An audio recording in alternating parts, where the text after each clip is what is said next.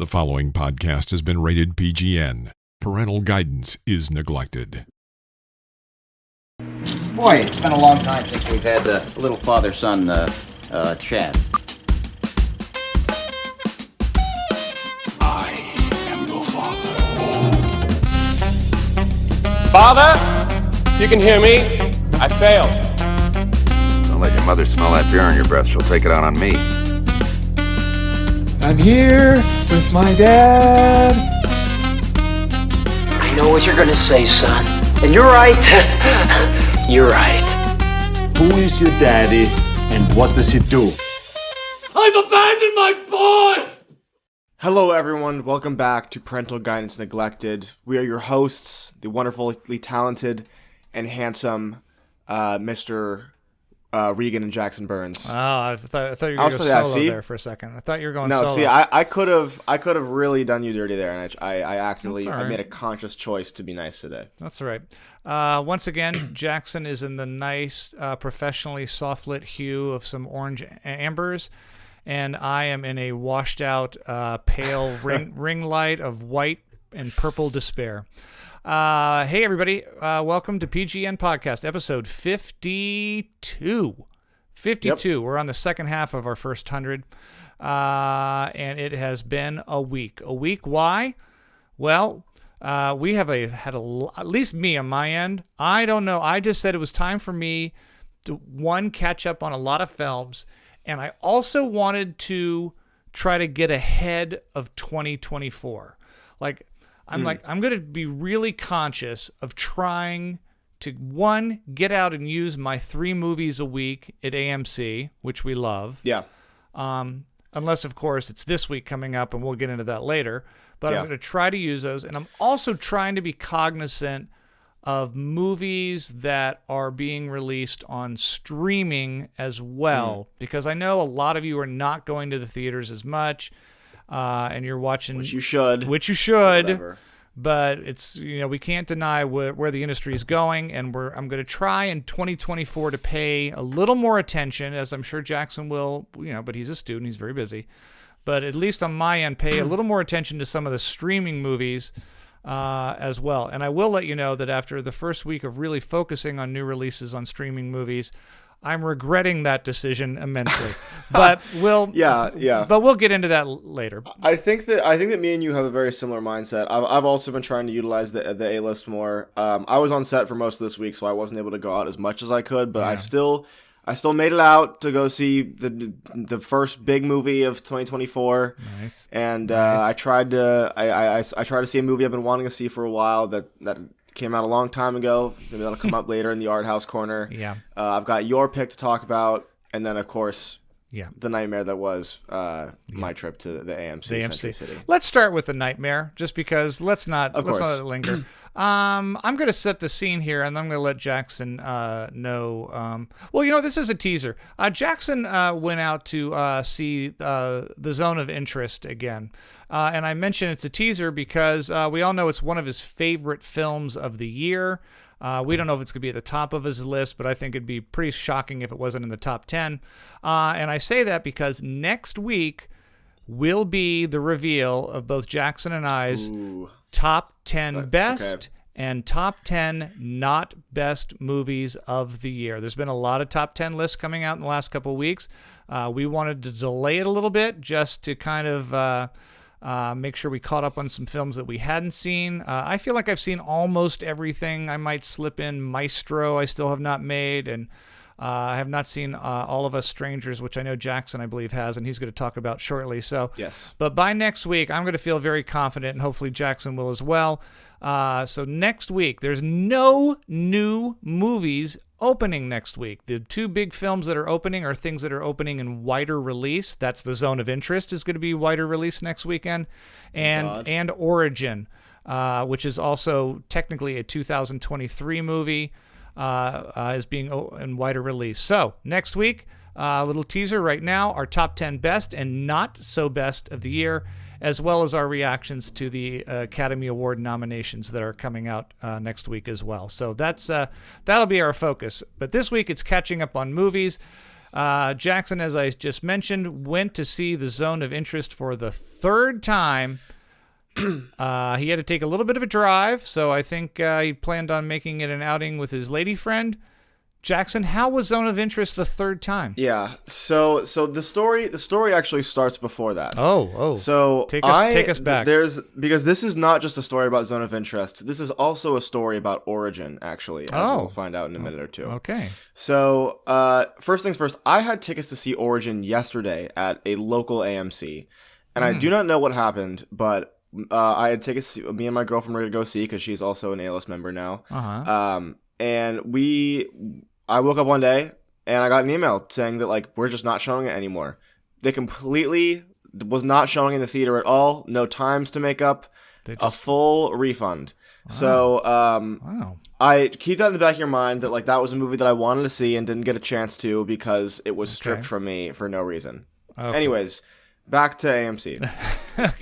Back to Zone of Interest. All right. So me and my girlfriend had plans to see The Zone of Interest, which is only playing in a select few theaters in LA. Yes, until next week, where it opens wider. Until next week, right?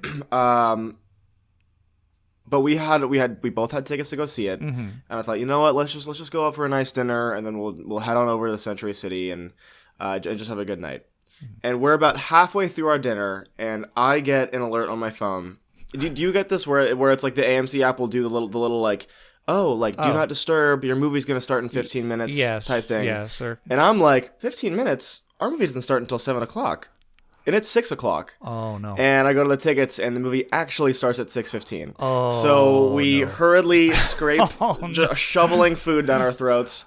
I waved on the waiter, I get the bill, and we hightail it to the AMC. And we make it just about to the point, in my head, where it's like, the trailers are probably starting to slow down, and now they're going to show the Nicole Kidman bit and all that. Yes. Oh, that. So Nicole, we get to the AMC. You don't want to miss the Nicole Kidman bit. Of course not. No, right. You have been to the AMC Century City. Yes. And it's 3 levels. So there's the main lobby is like the level that you walk onto. There's a lower level and there's an upper level. Yes. We were on the lower level. However, the escalator to get to the lower level was broken.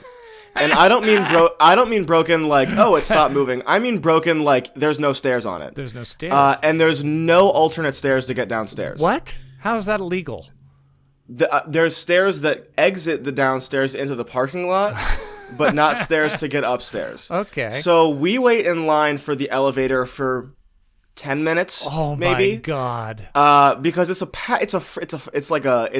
weekday, but I think it's Tuesdays, so it's discount Tuesdays, so everyone's in the theater.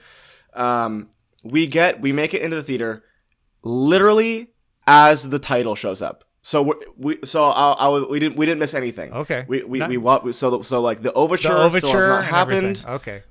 So we sit down, we're in our seats. And, first scene goes by. No dialogue. No problems. Right. Everything's fine. Yep, not a lot of talking in the very first act. The second that a character says something, the subtitles are cut off where you can just see the top, quarter of the words that they're saying.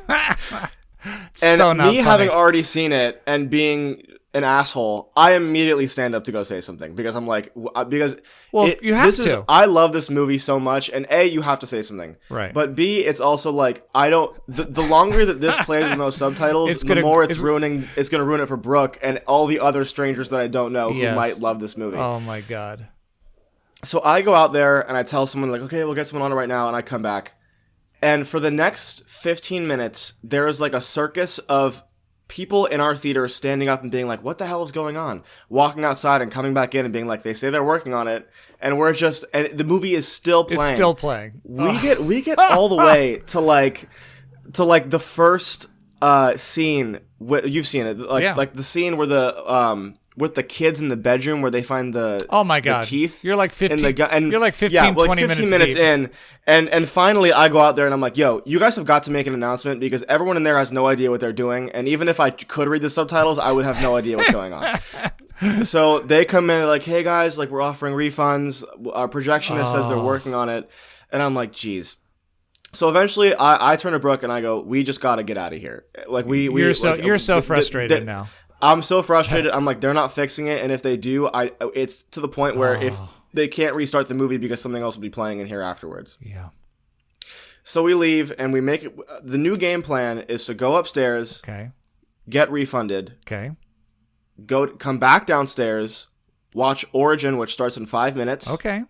and then stay for a later Zone of Interest screening. Oh, double header. Wow, that's bold. A double header. Okay. But we're like, you know what? We have the time. We have nowhere to be. Why not? Okay. We go upstairs. We get our refunds. Great. We wait in line for the escalator. Oh no. For 20 minutes. Oh my god. We get into the Origin screening, and listen, I have not had a chance to see Origin since then. Okay. I walked in, and I assumed that we had walked into like a way earlier screening because so much had happened. The pacing of that movie must be very fast. Okay. Because I walked in. Now I've seen Origin. What was going on when you walked in? I walked in, and she was at a dinner party with John Barenthal. Yeah, you're deep. And then, what's up? You're pretty deep in the movie, yeah. And then something happens with John Barenthal right then. Yeah. And I'm like, and so me and Brooke are kind of like, maybe we can just figure it out. Maybe we can just figure it out. Oh my god, it's doing a thumbs up. Maybe we can just figure it out. And eventually Brooke just looks at me and goes, I'm tired. I don't think that we should. And I was like, yeah, we should go home. Yeah. So we go home without having seen a movie, but only seeing the middle 15 minutes of Origin. Oh my god. But the saga continues. Oh no. We have tickets to go see The Zone of Interest, which is opening wider release in a theater that's closer to us. Yes. On Tuesday. Yeah. By the way, how long of a drive is this from you from school to get to this theater? Like 50 minutes, yeah, maybe. So you drove like an hour. Yeah. So it's a circular hour. Okay, so you have tickets. We have tickets to see it on Tuesday. I do not know what's going on because my AMC app is glitching, where our tickets do not show up in our apps for both of us. But, however, whenever we try to book tickets for the screening, it says that we already have tickets to see it, and it shows up in our little like three films you picked, yeah. like 3 films you picked for the week. So, listen, there is a possibility that I might get screwed out of seeing Zone of Interest again. Okay, I'm almost positive that it does not open. I know this for a fact. Does not open. That and Origin both are the big movies opening next weekend in wide release. So theaters are. Maybe they mistakenly had it a week ahead of time, but I would. Oh, sorry. We're going back to Century City. I apologize. We're not. It's not at a theater closer to us. We're seeing it at Century City. Oh, really? You should look and see if it's a theater near you, because next Friday, a week from yesterday, we're recording this on Saturday. It does open in theaters wider. Okay. So I'll look into that. Before you make that road trip, pull up AMC Zone of Interest and check starting Friday the 25th or whatever it is next week, because it's probably playing right there next to your school. Or you know what? Never mind. I kind of want you to go to Century City. Maybe they'll have the escalator. You know what's even funnier then. is that some genius figured out that if you just turn off the up escalator, that it can just be stairs. So by the time we got out of Origin, right, the elevator problem was solved because they had just turned off the other escalator that was working fine. Oh my God.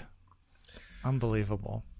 Well, as a former employee of AMC Theaters, Jackson, have you ever been trained? One can say, yeah. Were you ever trained for such an experience? You didn't have elevators at the one you worked at, or escalators, so. No, I was not. You lucked out. Maybe for the better. So. Yeah. Well, coming up a little bit later in the show, I'll be giving my review of the new movie Origin, and Jackson will be reviewing the second 15 minutes of the 2-hour film Origin. He'll give you a breakdown on oh my God, the 15 minutes that he saw. Oh my God, me and Brooke are in that theater, and we're like, who are these people they keep cutting back to in Germany? I don't know who these people are. Yeah. And then there's a mom, and there's a sister that she keeps calling, and she's going on trip, and I'm just like, where are we? Yeah, you missed. Which was not the fault of the movie. We missed all of it. So you definitely missed a bit. That's my son right there, who so desperately is trying to see movies and having a very hard time. We're trying, folks. Let me ask you this before we get it. Well, why don't we just go get into it? Did you have any problems with International Space Station, Jackson? The first only problems with myself. Only problems with yourself. Yeah. Last week, I had a review of the new movie Night Swim. I did not care for it. It was the first, let's call it first release of January. Weekend 2, we had several movies get released this weekend. Mean Girls is out. That's the one I did not get to see, but I'm going to force myself to this week because it's slow. I did, however, get to see The Beekeeper with Jason Statham, and the one that Jackson and I both saw, ISS, International Space Station is what it stands for. It's directed by Gabriella Cowperthwaite. I hope it Copperthwaite. She's a pretty big producer, has done a lot of TV and film, but this is kind of her big chance to direct a movie. And wow, imagine your first movie is something set in space, dealing with all that floating around and gravity stuff. It stars Oscar winner from last year for West Side Story, Ariana DeBose. Chris Messina is also one of her American counterparts up in the International Space Station. And then throw in another quirky American and some Russian actors. And you have the premise. It is ISS. 3 Russians, 3 Americans working together on science experiments and forming a community between the two countries, when suddenly, if you've seen the trailer, they look down on our little globe of a planet and bombs are going off. We soon learn that nuclear war has broken out between the two powerhouses, America and Russia, and both the Americans and the Russians on their private lines have received orders that they must take the ISS station by any means necessary. That's the setup for ISS. I have a few thoughts on the movie. Jackson, what did you think? Are we off to a good start in 2024? Yeah, so I saw this by myself yesterday because I could not find someone that wanted to see it with me, unfortunately. I remember bringing it. Brooke said something when I asked her to see it, and I was like, "Do you want to see this?" And she's like, "No, I don't really like." What's the lead actress's name? Gravity. What's the? Ariana DeBose. Yeah, Ariana DeBose. And I was like, "Oh, really? Why?" And she said, "She always, no matter what movie it is, acts like she is in a musical," and I think that. And I think that I was paying a little too much attention to that during the movie, because I think she might be a little bit right. But I definitely don't think that was what really knocked down ISS for me. I was not a fan of this movie. Yeah. I think that it's such an interesting concept that you could have so much you can do with it. But really, the downfall of this movie for me is I found it a little bit boring. I think that there was so much talking about what to do or what could possibly be done. I think that our protagonist was written very poorly, to the point of me not even rooting for her. I felt way more connected to the Russian guy than I did with our main character. Mm-hmm. I will say some very cool practical effects. I mean, it was very. I was the whole time going, man, they really do look like they're floating in space. Throughout the spaceship. Unfortunately, that's coupled with some pretty not so great CGI elements as far as the outside of the space station and what's happening on Earth. Yeah. Stuff on the outside of the space station was not. It looked like a soundstage. Did not look great, especially after seeing having Gravity come out in 2014, and it's like, really, we couldn't have gotten there. So listen. I mean, I think that the biggest thing for this is I just. There was a lot of moments where I was very conscious I was watching a movie and was doing a bit of the old watch check of how much is how much more do we have of this? Yeah, it's a pretty tight hour and a half to maybe hour 40 at the most. I don't disagree with anything that you said. I think the real glaring problem here is probably character development. The two Russian guys almost kind of bled together for me, where sometimes I was agreed. Is he the evil one or the not as evil one? Yeah. And I mean, they try to build something with the relationship between the one American guy and the Russian girl, but that's not much to go on.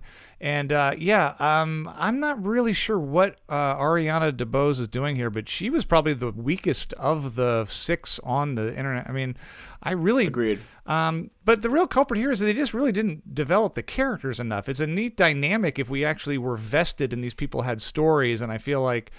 But besides the one guy who just keeps going, I need to get back to see my girls.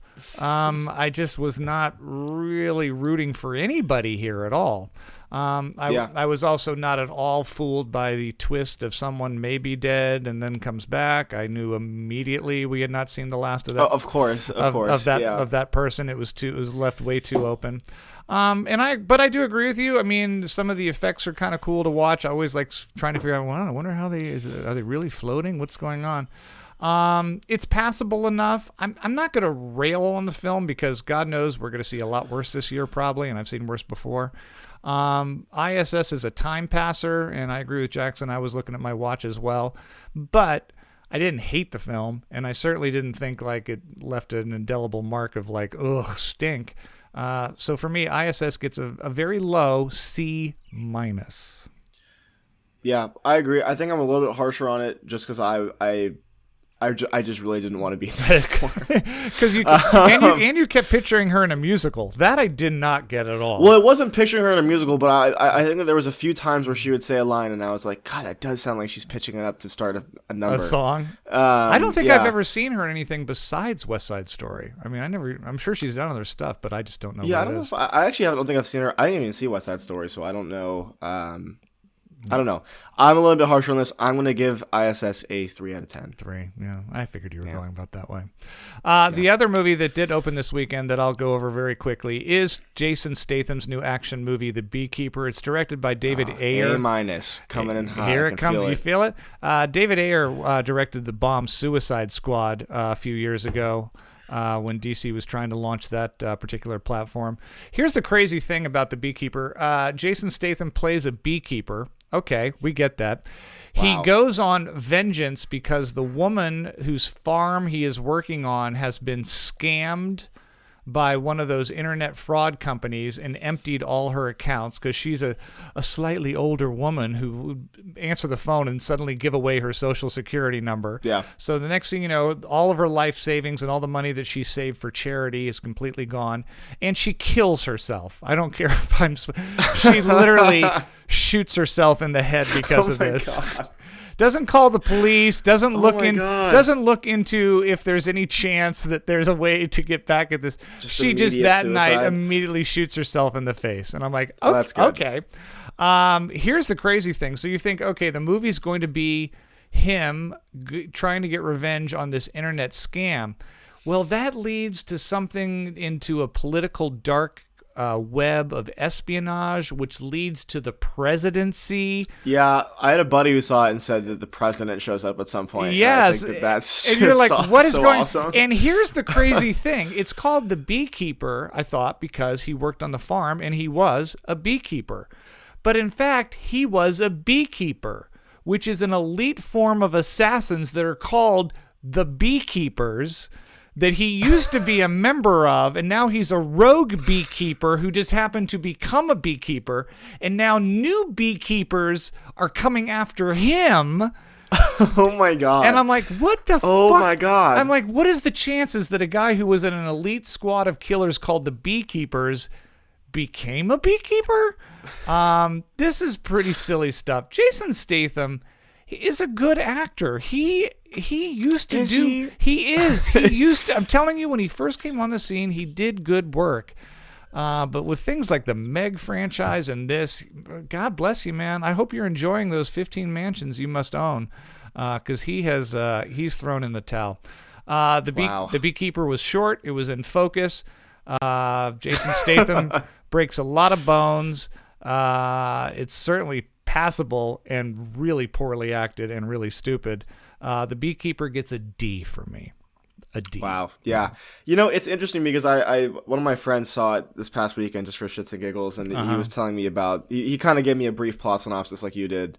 Not as into the Beekeeper lore. I did not know yes, that, and that is crazy. That is truly crazy. But it's so interesting because I feel like there is a really good movie to be made about old people getting scammed by telemarketers because that's a very real thing that happens.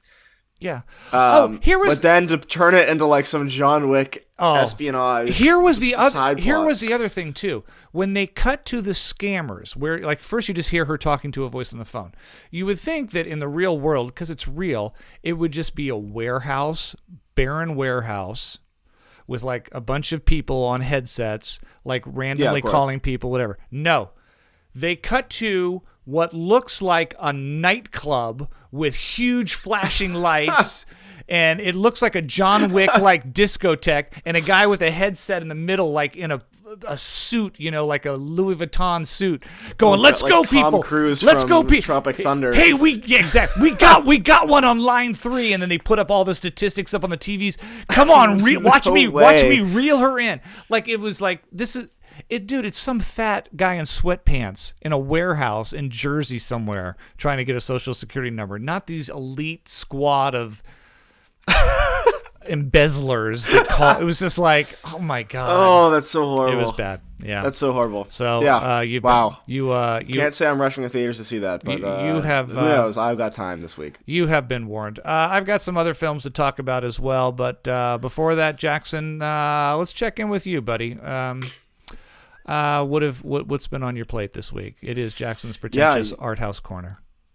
I only have one movie this week. Again, Okay. I was on set for most of this week, Yep, but I did take the time to sit down. After seeing ISS, I needed a bit of a palate cleanser. I needed to reach back into the closet and pick out a goodie. I've been meaning to see this movie for a long time because the movie poster is so intriguing to me.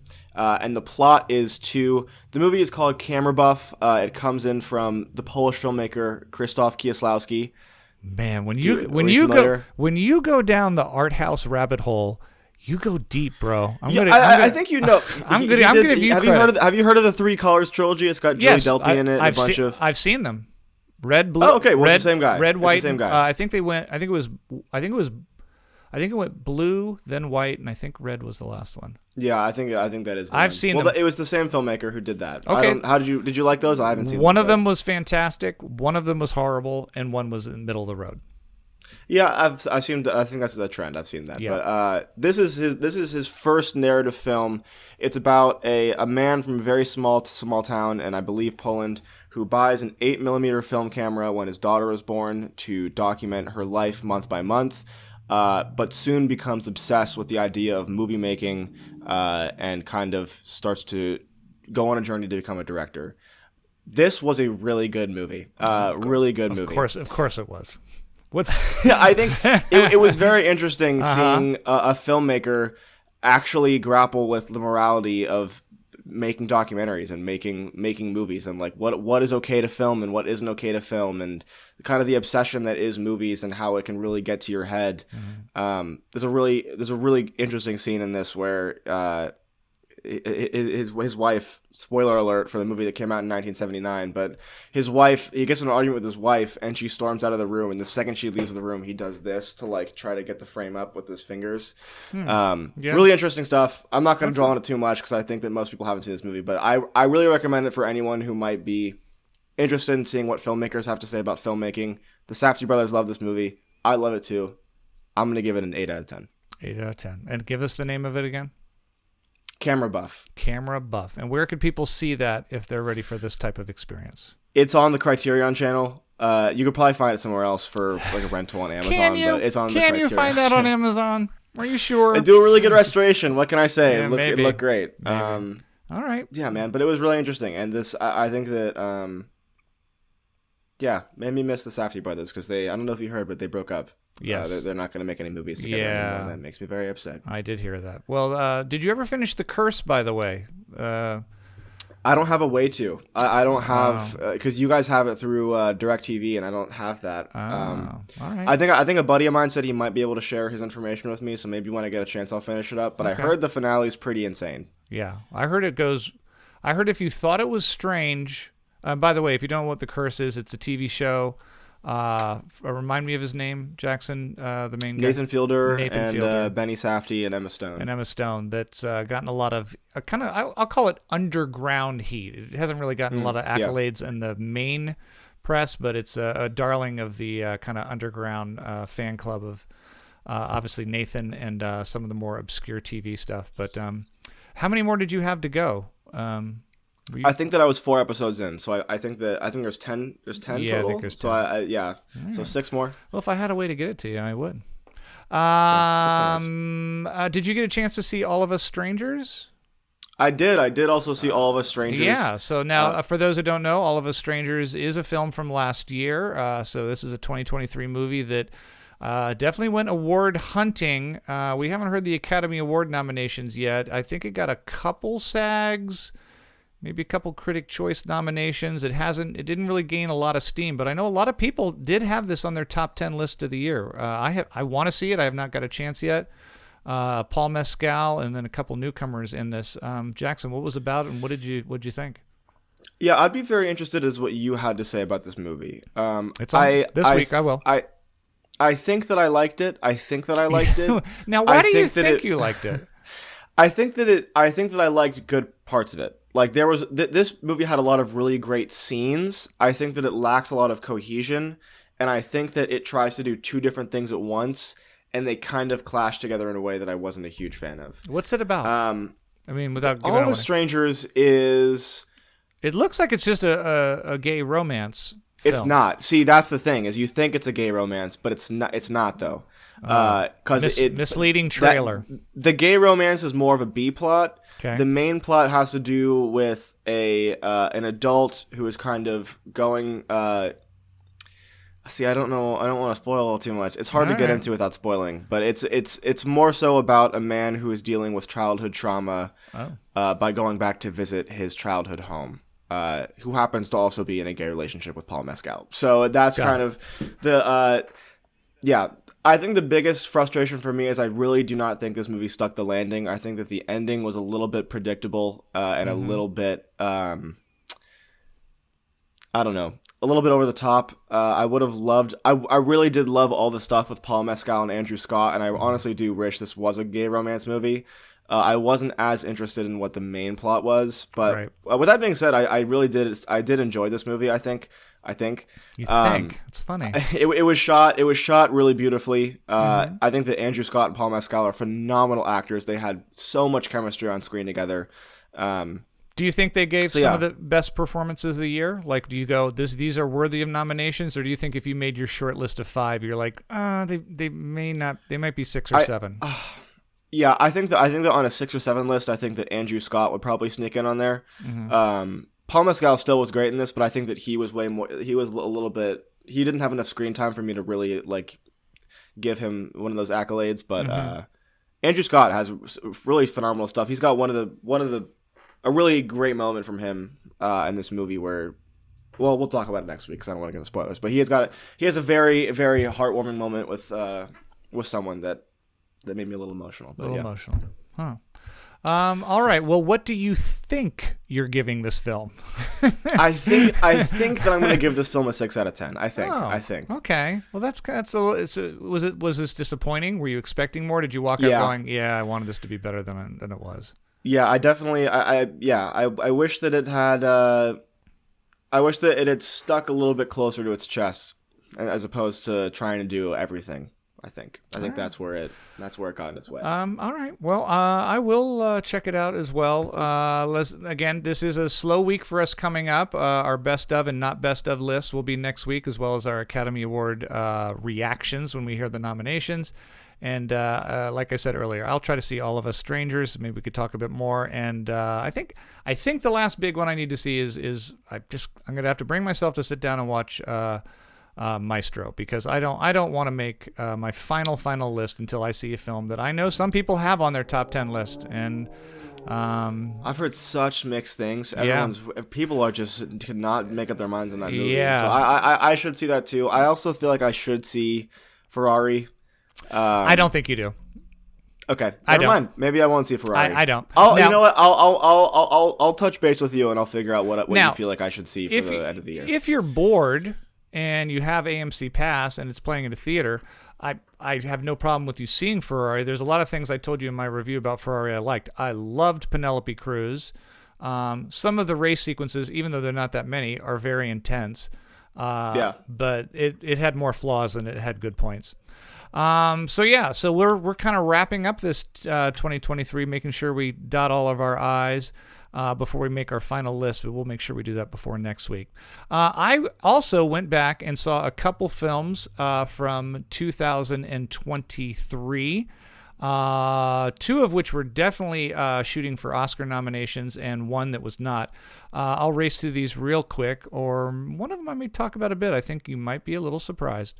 I saw The Exorcist Believer. That's director David Gordon Green's. Yeah. David Gordon Green was responsible for the Halloween franchise reboot just recently that started out so good with Jamie Lee Curtis in the first one and then crashed and burned in the second two.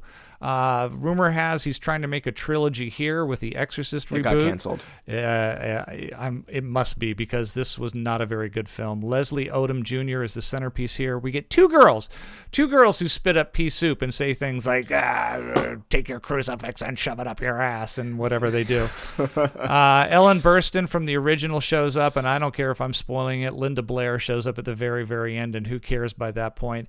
It is not as bad as people are making it out. Like, I've seen this on the top of a lot of top 10 worst lists of the year, but it is certainly not good. Again, in focus, only about an hour and a half. I give it, that's what keeps you out of the F range.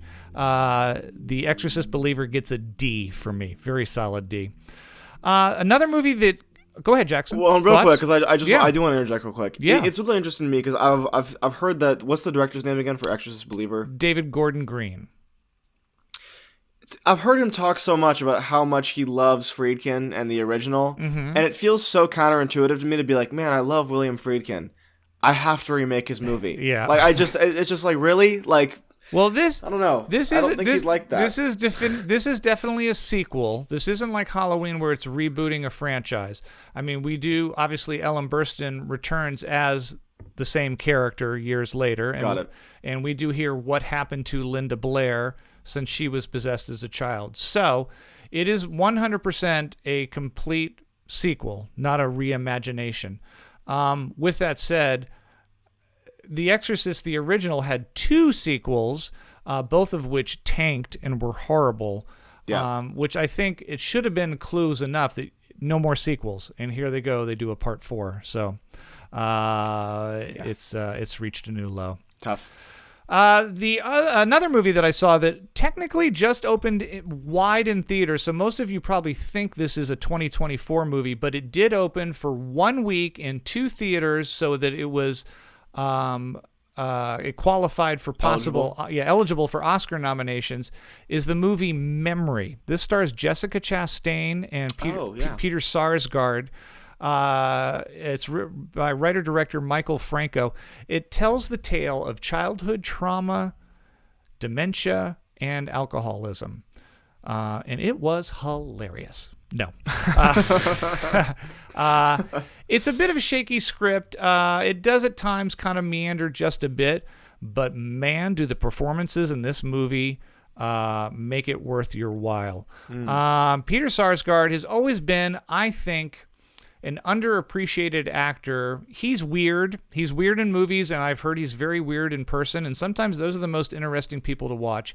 He does a really nice job of playing a guy here with onset dementia and making it incredibly realistic and poignant without being overdramatic or over the top. Jessica Chastain, always solid. She is just a fantastic actress, and I'd give her massive credit for continuing to do. I'm just trying to remember where she tripped on something, and I went, wow, that was a bad Jessica Chastain performance. Memory's a pretty short film. Not a lot happens. Some will call it a romance. I call it more self-discovery and healing film. It's not quite an A. I would have loved to have seen it get a little more recognition for the performances, but Memory gets a solid B for me. I don't know if it's still in theaters, but it's definitely worth hunting out. Here's the one that I think might surprise you a little bit. I have not, in recent years, been happy with Mr. Wes Anderson. I'm so curious to hear your thoughts on this. I am not. I did not only not like, I had bad feelings for The French Dispatch. I think he has tripped. Even though I enjoyed The Grand Budapest, I didn't think it was quite worth the accolades that a lot of people have put on it. However, his new movie, Asteroid City, is fantastic. Oh, I'm so glad. Absolutely loved Asteroid City, and I was shocked that I did. Does Wes Anderson do everything that he does in every other one of his films? Yes. There's a lot of the same camera work, a lot of the same perspective, a lot of the same movements. But in this story, it's almost like everything that he's been doing for the last 15 films, it fit this film.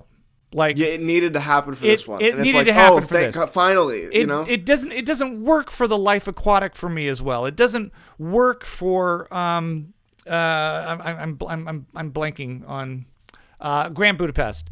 It works for this, I think. Jason Schwartzman, I'm not going to go over the cast. Jason Schwartzman, Tom Hanks, Scarlett Johansson, I think are three, probably the three main characters and probably the standouts as well.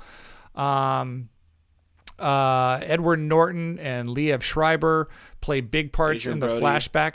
I love the aspect of this was a play within a movie. Do I understand everything that Wes Anderson was trying to say here? No. But I can tell you this. I'm excited to go back and watch it again and just try to see what I get from it a second time. It's almost, I need to see it again, too. It's almost a movie, I think, that begs a second viewing to fully get everything that he's saying, because he's throwing so much at you, especially with these monologues at the end and a cameo by Margot Robbie. And I just really, it snuck on me. I was like, man, am I enjoying this? I laughed out loud very hard in a few scenes. Bryan Cranston has one of the funniest moments of the year in this movie, and I won't give anything away with that, but it just caught me. It came out of nowhere, and I laughed my ass off. Jeffrey Wright also, I should mention, has a great monologue in this movie. And Jeffrey Wright also, he pretty much has one monologue, but boy, does he nail it. He's got comic timing. And this on top of American Fiction, I'm rooting so hard for Jeffrey Wright right now in categories. I don't know, Jackson. I'm dying to watch it again. I really enjoyed it. Yeah. I'm giving Asteroid City an A-. I think it's one of the better films of the year. And it's only I have to see it again because I remember I just keep thinking about it. Every once in a while I'll be like, oh man, I don't understand the script. That's so cool. I don't know, just that whole scene really stuck out to me, and like the whole oh, you can't wake up if you don't fall asleep. Listen, you can walk up to me right now and go, "What's Asteroid City about?" And I'm going to go, I'm not 100% sure. There's a lot of things being told here. But it's so interesting, and maybe you know me, I like to sometimes when I walk out of a movie and I go, "What the fuck was that about?"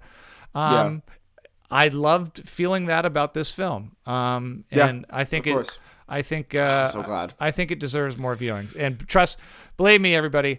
No, I did not want to watch Asteroid City, but I pulled it together and made it happen. So we'll see. I don't know. Asteroid City, one of the better films of the year, believe it or not. And Jackson, by the way, probably not going to get a single nomination. No, it probably will not. Yeah. Unfortunate. I don't even know if camera or any. Maybe production. Maybe I can production. See maybe they built that set they built is phenomenal. Yeah, it's so cool.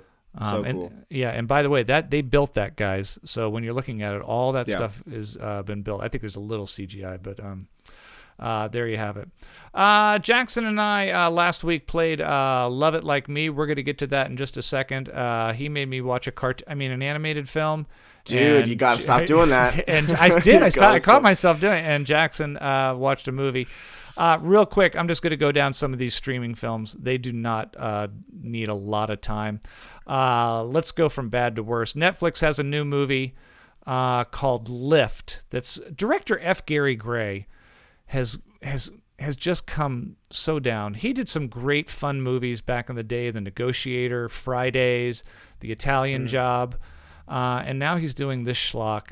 This is Kevin Hart's version of Ocean's 11, putting together a crew to steal something off a plane. This is bad movie making. I think the biggest, saddest part of this entire endeavor is that somehow Vincent D'Onofrio got roped into it. He's not funny, and he looks like he's cashing a check. And Kevin Hart, for some reason, decided, I don't want to be funny in a movie. I want to be an action star, and I want to be a leading man. And it does not work. Avoid Lift at all case, in all cases. Lift gets an F. That's a solid F. Damn. Yeah. Here's a movie I wanted to like a little bit more than I did. It's also from Netflix. It's from writer-director Dan Levy, who everyone knows from Schitt's Creek. This is a story of a man in a relationship with another, and one of them meets a tragic ending, and how he grieves over the next year over the loss, and then uncovers a world that existed with his husband that he did not or was not aware of. It also stars Ruth Negga from Loving and Hamish Patel from Yesterday, which I loved. That's the movie where he suddenly has Beatles songs and no one else. Remember that one? No one else does. It's quaint enough. It's a very pretty film. I know a lot of people have seen it and go, "Oh, I want to go to France now. I want to travel," because everything every sidewalk is wet with street lights. And Dan Levy is fine, but the movie does meander quite a bit. It is an hour and 40 minutes of melancholy. The performances are fine. And I'm going to give it a C. I'm sorry, it's just an average film. But Dan, please keep writing and making films, because you are talented. Moving a little further up the list, on Amazon, there's a movie called Role Play that just came out. This is from director Thomas Vincent, who kind of cracked his teeth on the movie, the TV series The Bodyguard over in England. It stars Kaylee Cuoco from The Flight Attendant and The Big Bang Theory, and David Oyelowo from Selma. They are a married couple, and by the way, fantastic chemistry between these two. It saved the movie quite a bit. This is a silly movie where you kind of know the plot immediately. The woman is an assassin, and the husband and kids don't know that. So while they think she's away on vacation, or not vacation, on business trips, she's actually murdering people. After one night, they decide to go to a hotel and role play to pretend they're someone else, to spice up their sex life. Unfortunately, another assassin comes looking for her, and suddenly you kind of know where this is going to go. It's very predictable. It's very formulaic, but the both of them are really good in this, and David Oyelowo is hilarious. He, a guy who's never, as far as I know, has ever done a lot of comedy, does a great job here. It is a very passable streamer and gets a B- from me. I think it's fun, especially like just a no-brainer date night. And then finally, this just came out on Netflix yesterday. This is brand new. It's called The Kitchen. This is from director Kioe Tavares and actor Danielle Kaluuya, who you guys will know from Get Out. Phenomenal actor. Phenomenal actor, and I'm going to say budding and possibly in the future good director. I think this movie, The Kitchen, which takes place in a dystopian future in London, steals a little bit from Children of Men and doesn't quite hit the levels. I can see it once. I love that movie. I love Children of Men, one of my favorites of all time. So maybe I'm comparing it unfairly, but it feels like it's kind of in that same genre. The Kitchen is in reference to a series of buildings that have kind of become the slums, where people squat and then occasionally get kicked out of, where the hierarchies of civilization have kind of risen to the top, and the lowers, bottom feeders, are fending for themselves. It's really a story about a father and a son reunited. It's a really, really good effort. It's well acted, but I do feel like it's covered a lot of ground that we've been on before. I think it's a solid B for me. Jackson, I'd be curious to see if you're at Netflix one night. It's fairly short, and it is. I think you'd be curious to see what Daniel, and I'd love to hear what you thought about the photography of it. Yeah. And then finally, before we get to our love it or leave it, I did see Origin this week. I think Jackson's going to try to see it again this week, so I'm not going to hang on it too much. I guess the big question is, since it is a movie that came out for limited release in 2023, is this a movie that I think is Oscar worthy and is kind of falling through the cracks? And I'm going to say maybe. But maybe. I'm going to pull a Jackson there. Okay. I will say, of the 15 minutes that I did see, dialogue was a little rough. It is. It was a little rough. It is. What the biggest problem with Origin is that it does tell two stories, and Jackson alludes to it. One of them is about the author. This is based on the author's life, Isabel Wilkerson. played by Ingenue Ellis Taylor here, who, by the way, is a powerhouse of an actress. I think she got overshadowed in King Richard, where she played Will Smith's wife, mother of the twins. The Origins of Our Discontents is the book that she wrote. It's about how lives are defined by hierarchy of human divisions over race. This is a bit of a preachy movie at times. It does kind of float back and forth between the history of Germany and their bouts with obviously the Holocaust, and then of course dealing in India and the caste system there, as well as slavery here in the early part of our country's history. It's heavy, but it does have an incredibly powerful ending that helps elevate the movie a little bit. Unfortunately, it's a bit of a slog to get there. All the acting here is first rate, but again, we maybe get one too many monologues too many. I'm going to give Origin a B, but Ingenue Ellis Taylor, if she were to be nominated, she won't. But if she were, she's worthy. She's a great actress. Yeah. So, two things I'll say. This movie shot on 16mm film. It is. So you can tell. Already awesome in my book. Yep. Holdovers, take notes. This is how you make a movie that looks older. Yep. I had one more thing to say. Oh yeah, Ava DuVernay, really great documentarian, and I think that it shows a little bit too much in this movie. Yes, it reads. 13th is one of the greatest documentaries of our generation. Yeah. However, I think that maybe a little bit too much documentary in the narrative here. Yes. But then again, I haven't seen the whole thing, so I don't want that to seem like it's a half of it reads like a documentary, and the other half is about the life of this author. You alluded to the fact that something happens to her husband, and we find out what happens with her mother and her cousin and how she deals with that. And maybe the stories are intertwined, but they felt separate to me. Anyways, Origin gets a B. Jackson may see it before next week when we give our top 10 and not top 10 films of 2023. Before we sign off, Jackson, it was one more time to play Love It or Leave It, which seems to be the new popular hit game for now until we decide something else. Let's start with you, Jackson. Okay. I was split between two movies, one of which I'm now saving for the next time we play this game. But as soon as I found out I was watching animation, I knew I was going to throw you the musical. I am not a massive musical fan. Yes, there are ones that I love. I love the original West Side Story. And then there's that. No, but I also, one of my favorite films, if you're going to look at the musical genre, is the movie Once, with newcomers Glenn Harsgaard and Margaret. I can't even say her name right now. She's fantastic, though. I know. Yeah. That other German name. People will argue, is it a musical? Is it not a musical? It certainly was nominated in the field of musicals. It technically is. It's just the fact that most of the leads are musicians. The music kind of comes seamlessly, and I think fits the tone and the themes and the storyline perfectly.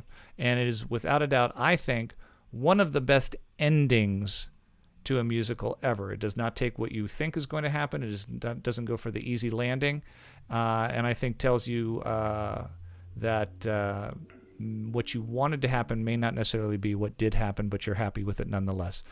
Jackson, I loved Once. Did you? Kinda. Everything with Jackson this week is like on. He's like, I'm not sure. But not okay. Here's the thing: the best part of this movie is the music. Yes, I loved the music in this movie. Yeah. It didn't take me out of it once. Yep. I had no problems with this being a musical-ish.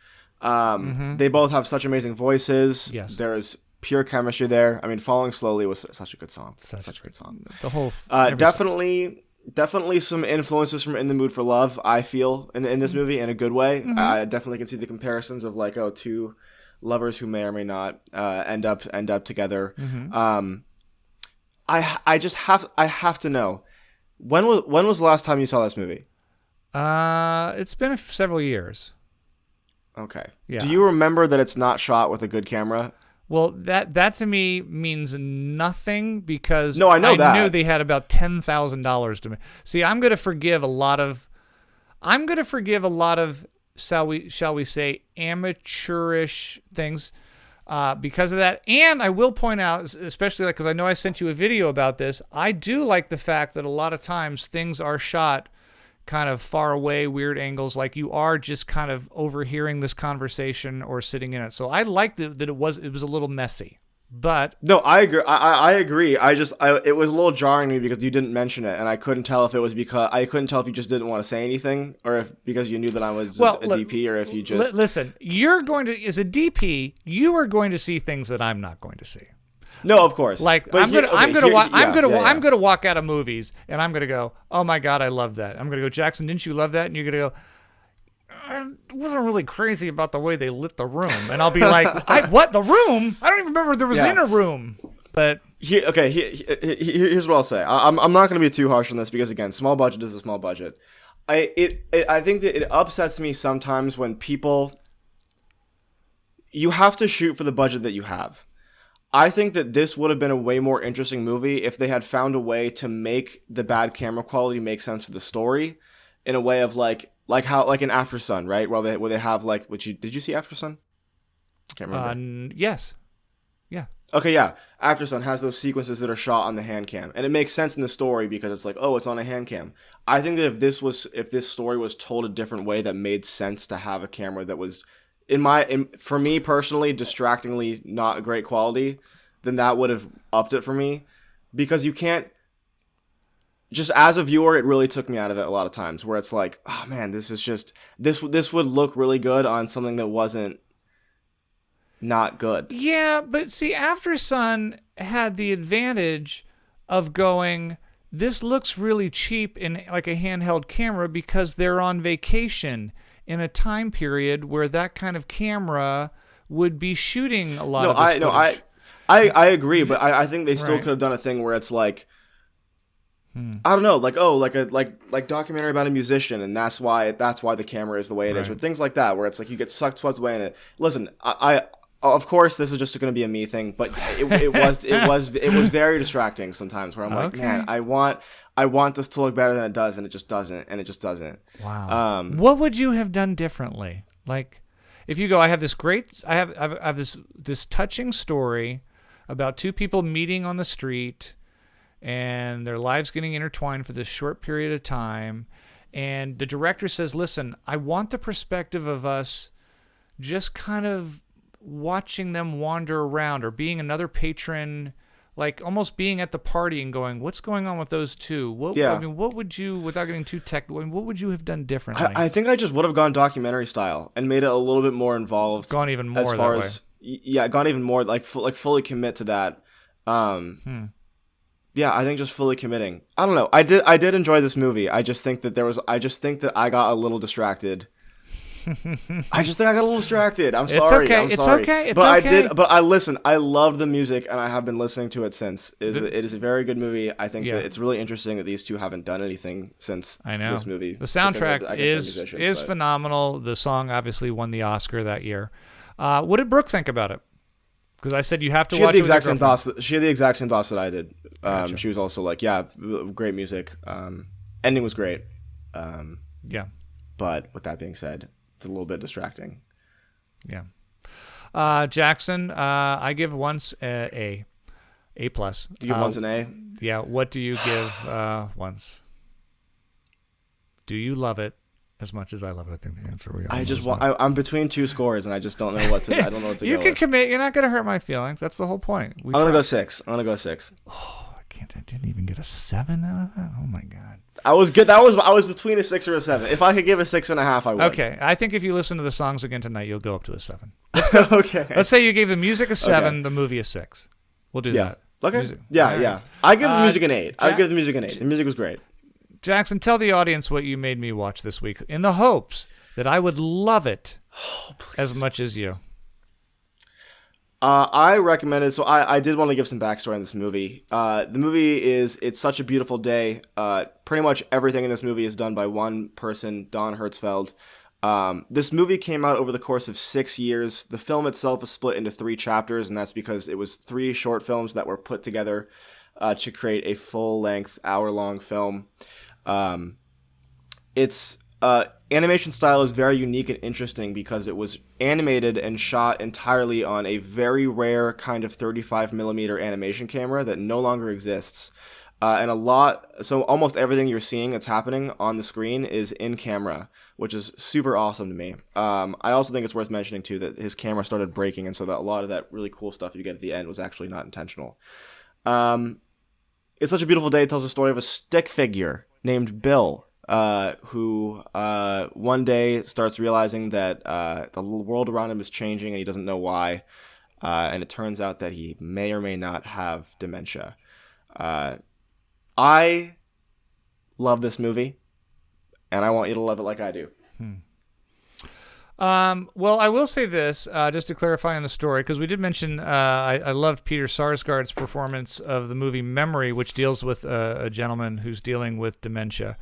That, yes, Bill, our main character, protagonist in this movie, is dealing with dementia, but then he's also ended up dealing with cancer, which is also, he's in getting, he has dementia, and then the second half of it, he's dealing... he has to go in for blood transfusions. He's in the hospital and gets sicker and sicker. Okay.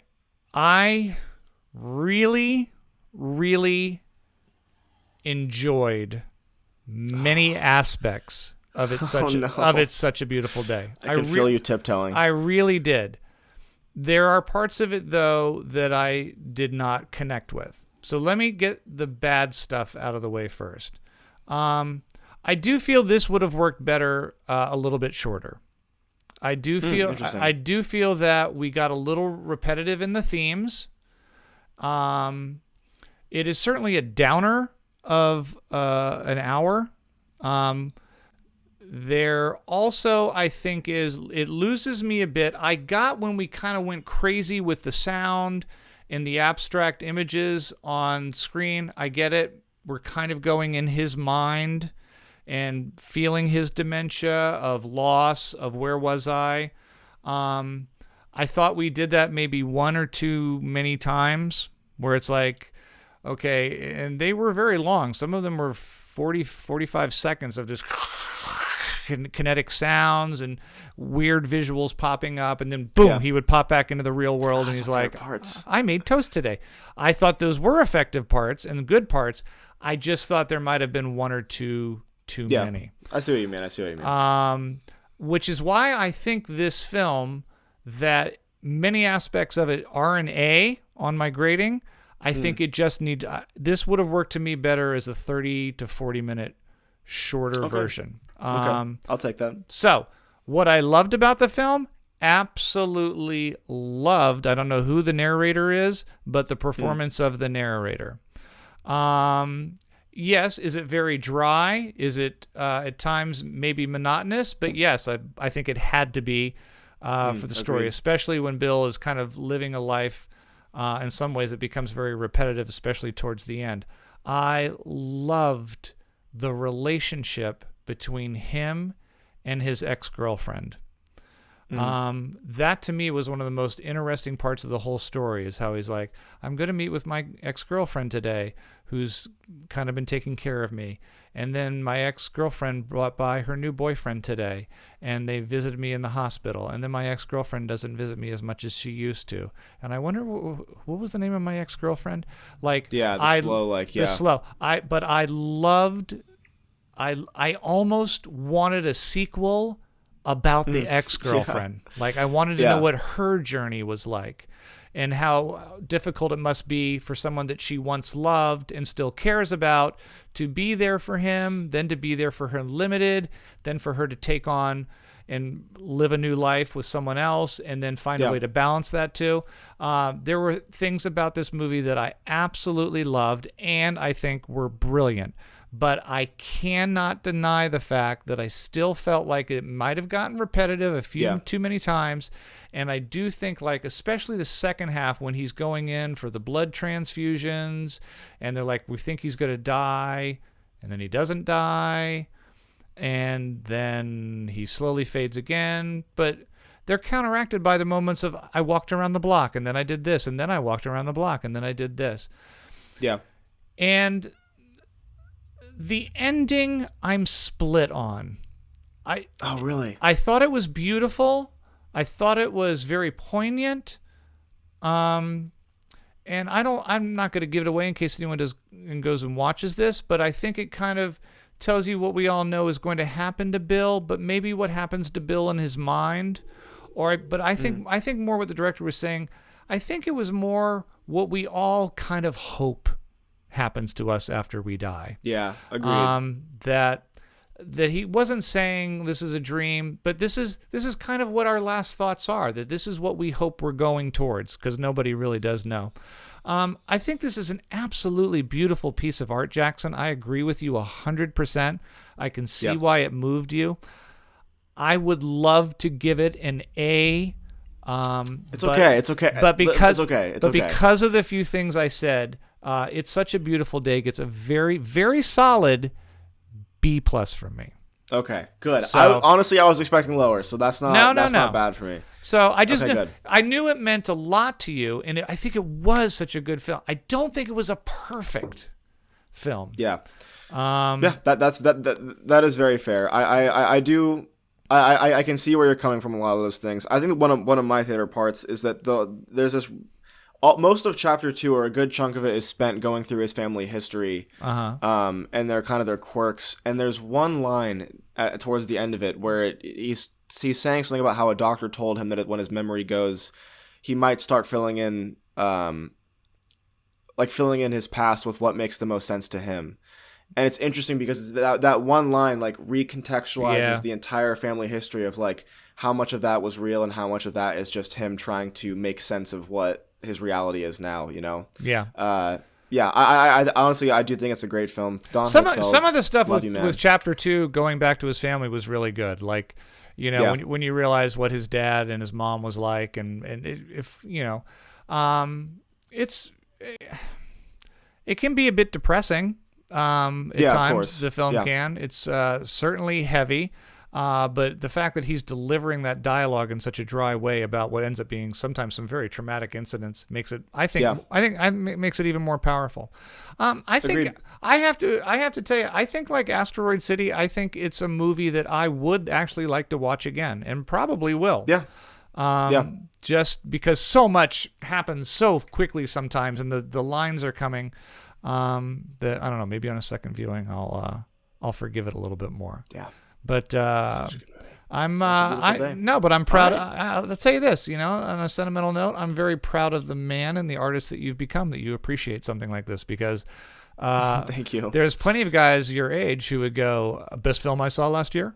Fuck, Fast X. By far.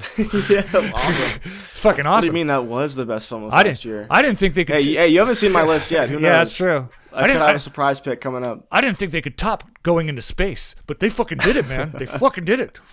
Did you hear what they're doing with the next one? They're like, oh, we're bringing it back to the roots. It's going to be more grounded, just like the first one. I'm like, you can't go back. It's too late. Yeah, what are you going to do? What are you going to do? It's back in the shop? Like, it's not going to work. No, they say that. Next thing you know, it's, well, we decided we're going to Mars. Yeah. It's not. Jackson Burns, my artistic son there, can be followed on Instagram and TikTok and Twitter or X and all those guys at Jackson N, add the extra N, Burns, B-U-R-N-S.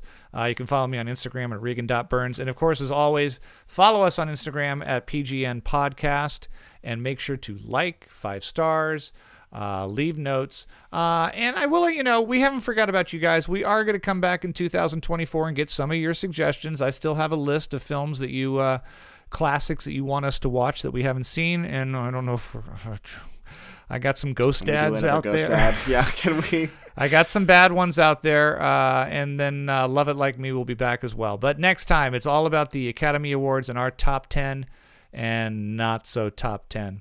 Jackson, anything else to plug while you're on here? Anything going on? No. They can't see that fantastic You know what? film I yet, do have can something they? to plug, actually. Oh, okay. So the Zone of Interest opens, wide release, next week. I want everyone watching this podcast to go see it. I'm being dead serious. I'll be there. You should be there, too. Yeah. So and Jackson will be revealing his top 2 through 9 movies next week on his top 10 list, because starting to lose faith that we may already know number one, but you never know. Maybe he's still thinking about it. I'll have to go back. Maybe I'm forgetting one. Who knows? Who knows? Who knows? Anything can change. Anything can change. All right. I think I'm coming to see you tomorrow, aren't I? Yeah. Yeah. Yeah, you are. I will. I totally forgot about that. I'll right. totally see you guys tomorrow. All right. So we'll talk about how our awkward lunch went next week as well. All right. We'll see you guys then. Love you, buddy. Love you too. Bye.